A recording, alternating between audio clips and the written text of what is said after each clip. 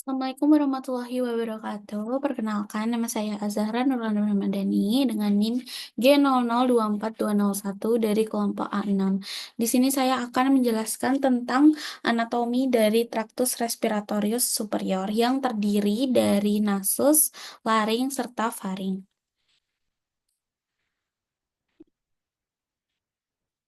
Nah, yang pertama kita akan membahas nasus terlebih dahulu. Maaf. Nah, di nasus sendiri ada nasus externus dan nasus internus. Untuk nasus externus, dia memiliki osa dan kartilago. Nah, osanya diantaranya adalah os nasal, os maksila, dan os frontal. Nah, kemudian untuk kartilagonya ada 4, yaitu processus lateralis cartilago septinasi, kemudian ada cartilago alaris mayor, kemudian ada cartilaginous alaris minores karena ada 2, kemudian ada cartilago septinasi. Nah, nasus externus ini dia terletak di bagian anterior dan tampak dari luar. Kemudian kartilago-kartilago ini berfungsi untuk mempertahankan kavum nasi agar tetap terbuka supaya bisa melakukan respirasi. Kemudian ada kavum nasi. Nah, kavum nasi ini dia memiliki 2 pintu masuk yang di bagian depan dan di bagian belakang. Untuk apertura nasalis anterior kita menyebut dengan nama nares. Kemudian untuk yang di belakang kita menyebut dengan coana. Kemudian untuk region dari kavum nasi itu dibagi 3 menjadi vestibulum nasi, yaitu ruangan di bagian dalam nares yang dibatasi oleh kulit dan terdapat rambut. Fungsinya untuk menyaring udara yang masuk. Kemudian untuk regio respiratoria itu merupakan bagian terbesar dari kavum nasi ini. Nah, dia ini memiliki banyak suplai neurovaskular dan dibatasi oleh epitel respiratorium bersilia dan sel mukus. Kemudian untuk regio olfaktori, dia ini kecil dan ada di apex cavum nasi, dibatasi oleh epitel olfaktorium yang berisi reseptor olfaktorium. Untuk nares tadi, dia ini berfungsi untuk menghubungkan kavum nasi dengan bagian inferior nasus externus dari lingkungan luar. Untuk apertura posterior yang coana, dia ini akan membuka ke bagian dalam nasofaring. Nah, kemudian septum nasi. Septum nasi dia memiliki 7 bagian. Ada cartilago septinasi, ada vomer, kemudian ada lamina perpendicularis, os ethmoidal, ini yang kuning, kemudian ada spina nasalis os frontal, kemudian ini, kemudian ada os nasal, lalu ada crista nasalis os maxilla dan os palatinum. Kemudian dinding lateral nasus dia memiliki 3 meatus dan juga ada konkanya juga. Nah, dinding lateral ini dia punya 3 lengkungan tulang yang bertingkat. Yang pertama ada konka konka nasalis superior, lalu ada konka nasalis media, ada konka nasalis inferior. Nah, konka-konka ini dia akan membagi 4 saluran udara.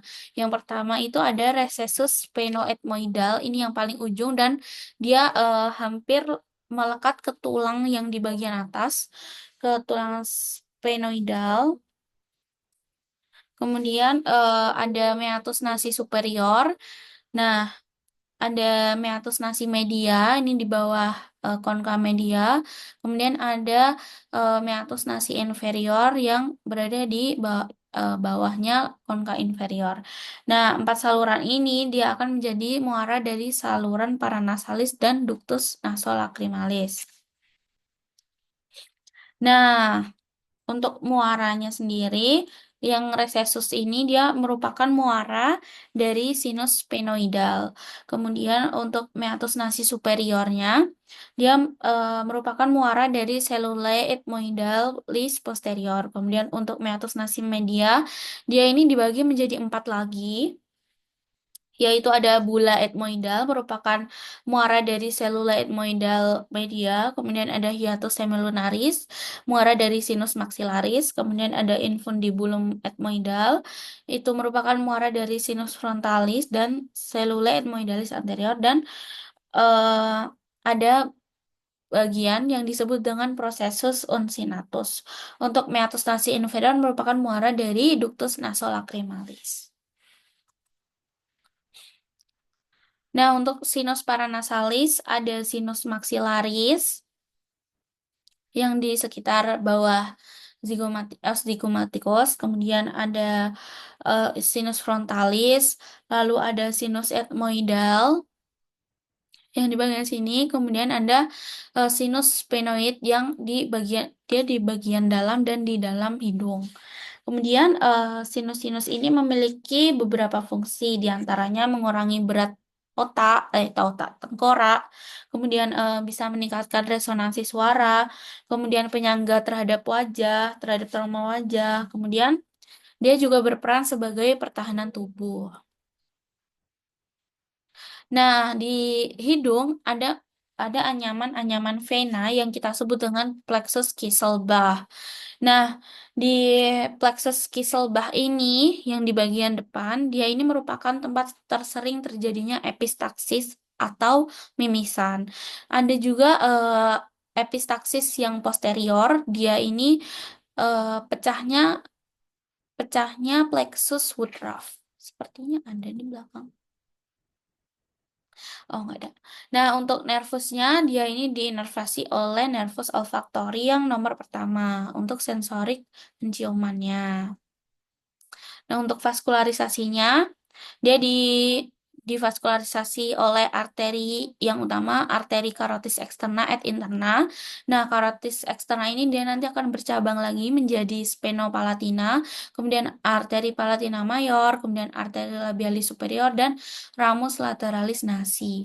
Kemudian untuk karotis interna, di dia bercabang ke arteri etmoidal anterior et posterior, dan venanya memiliki nama yang sama karena berjalan beriringan dengan arterinya. Untuk inervasi, sensorik penciumannya berada di nervus olfactorius 1, dan untuk sensorik umumnya dia merupakan berada banyak cabang-cabang. Yang pertama cabang nervus ophthalmicus yang nomor 6, dia bercabang ke nervus etmoidal anterior et posterior. Kemudian untuk saraf otonomnya dia bercabang dari nervus facialis nomor 7 et maxillaris, nervus maxillaris yang nomor 2.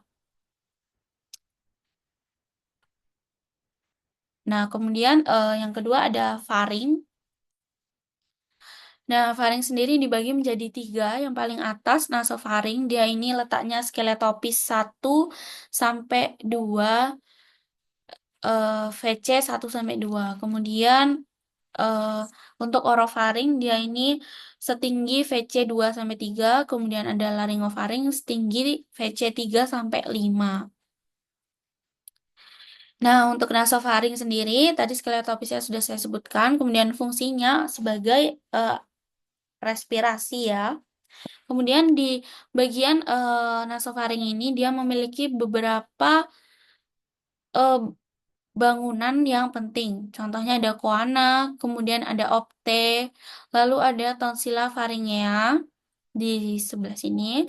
Kemudian ada torus tubarius, lalu ada torus levatorius dan recessus pharyngeus. Nah, nasofaring ini terletak di posterior dari cavum nasi dan keduanya dihubungkan oleh koana. Kemudian untuk opte, dia ini merupakan pintu masuk dari tuba auditiva atau tuba eustasia yang menghubungkan nasofaring dengan kavitas timpanika telinga. Kemudian ada tonsilla pharyngea. Dia ini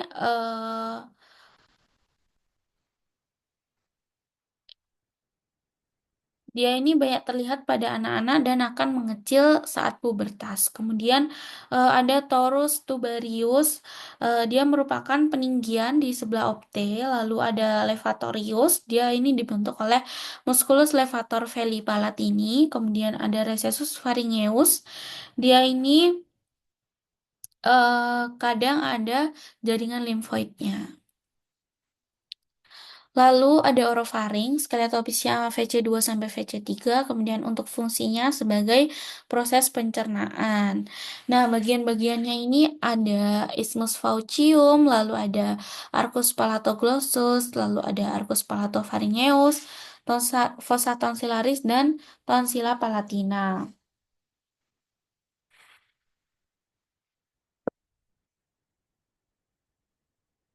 Nah, selanjutnya ada laringofaring, dia letaknya di skeletopis VC3 sampai VC5, dan di sini dia memiliki bangunan yang khas yaitu fossa piriformis. Dia ini fungsinya untuk menampung benda tajam yang tertelan. Oh iya, sedangkan di sini ini ada namanya valvula epiglottica. Di sini fungsinya untuk menampung benda tumpul yang tertelan. Lalu juga ada aditus laringis untuk pintu masuk menuju laring. Selanjutnya untuk vaskularisasi dibagi menjadi bagian atas dan bagian bawah. Bagian atas divaskularisasi oleh arteri karotis eksterna. Dia akan bercabang ke maxillaris, kemudian dia menjadi ramus pharyngeus, arteri palatina descendens.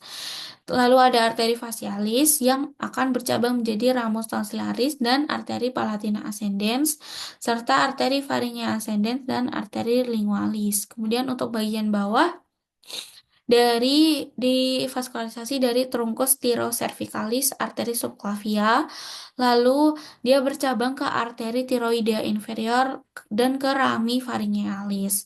Lalu untuk tonsilla palatina dia divaskularisasi oleh ramus tonsillaris arteri facialis.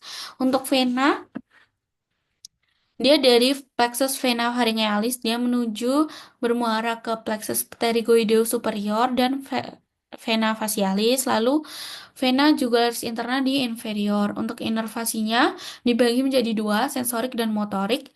Untuk sensorik dia eh, diinervasi ke plexus pharyngeus dari nervus glossopharyngeus, sedangkan motorik dia diinervasi oleh plexus pharyngeus dari nervus vagus. Next, laring ya. Nah, laring ini dia merupakan saluran pernafasan, sphincter, dan organ fonasi yang membentang dari lingua hingga trakea. Kemudian dia memiliki tinggi skeletopis setinggi VC3 sampai VC6. Nah, di laring sendiri dia ini memiliki beberapa kartilago yang penting ya. Yang pertama ada kartilago tiroid. Di sini kartilago paling besar yang ada di bagian trakea. Dia ini di bagian laring. Nah, di pria dia ini akan membentuk Adam's apple atau prominensia laringea dan ada cartilago cricoidea di bagian bawah. Ini biasanya tempat untuk melakukan cricothyrotomy. Lalu ada cartilago epiglottis. Dia bentuknya seperti daun. Dia berfungsi untuk membuka menutup untuk menyekat saluran pernafasan dan saluran pencernaan. Kemudian ada cartilago arytenoid, lalu ada cartilago corniculata dan cartilago cuneiforme serta cartilago triticea. Nah, bangunan penting dari kavitas laringis ini ada plica vestibularis. Nah, plica vestibularis ini dia merupakan tempat keluarnya pita suara ya. Bentar.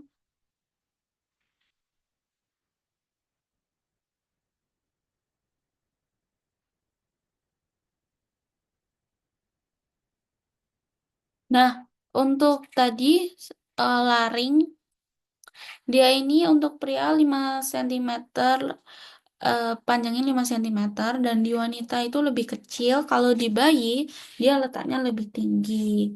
Kemudian ini tadi balik lagi ke cavitas laringis. Nah, di cavitas laringis dia ini memiliki dua plika vestibuli, kemudian rima vestibuli, dua plika vokalis dan rima glotidis yang berfungsi untuk menghasilkan suara. Nah, untuk plika vestibularis dia ini merupakan pita suara palsu. Kemudian untuk rima vestibuli dia ini merupakan celah antara plika vestibularis. Nah, untuk plika vokalis dia ini baru merupakan pita suara yang asli. Dia ini meliputi ligamentum vokal dan musculus vocalis. Fungsinya untuk mengontrol produksi suara. Kemudian untuk rima glottidis dia ini merupakan celah antar plica vocalis dexter et sinister. Lalu ada ventriculus laryngis. Dia ini letaknya di antara plica vestibular dan plica vocalis.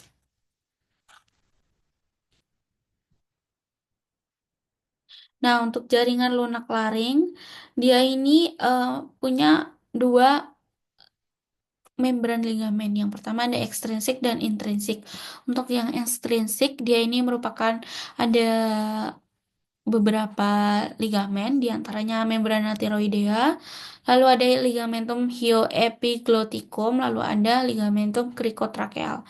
Untuk membran intrinsik, ada membrana quadriangularis, lalu ada membrana cricotiroidea, dan conus elasticus. Nah, untuk vaskularisasinya, dia divaskularisasi oleh arteri laringeal superior et inferior yang merupakan cabang dari arteri tiroidea superior et inferior. Lalu juga ada vaskularisasi dari arteri krikotiroidea yang merupakan cabang dari arteri tiroidea superior. Lalu untuk drainase vena dia dari plexus vena laringeal superior dia bermuara ke vena tiroidea superior dan ke vena jugularis interna. Kemudian untuk vena laringeal inferior dia akan bermuara ke vena tiroidea inferior dan ke vena brachiocefalica sinistra. Untuk inervasi dibagi menjadi dua, motorik dan sensorik. Untuk motorik, semua muskulus ini dia akan mendapat inervasi dari nervus vagus, kecuali cricotiroideus yang akan mendapat inervasi dari ramus externus nervus laryngeal superius. Untuk sensorik, dibagi menjadi dua lagi di bagian atas dan bawah. Untuk di atas plica vocalis, dia akan diinervasi oleh nervus laryngeal superius dan di bawah plica vocalis dia akan diinervasi oleh nervus laryngeus recurrens. Sekian untuk penjelasan saya tentang anatomi traktus respiratorius superior. Eh, Apabila ada salah kata dan kekurangan, saya mohon maaf. Wassalamualaikum warahmatullahi wabarakatuh.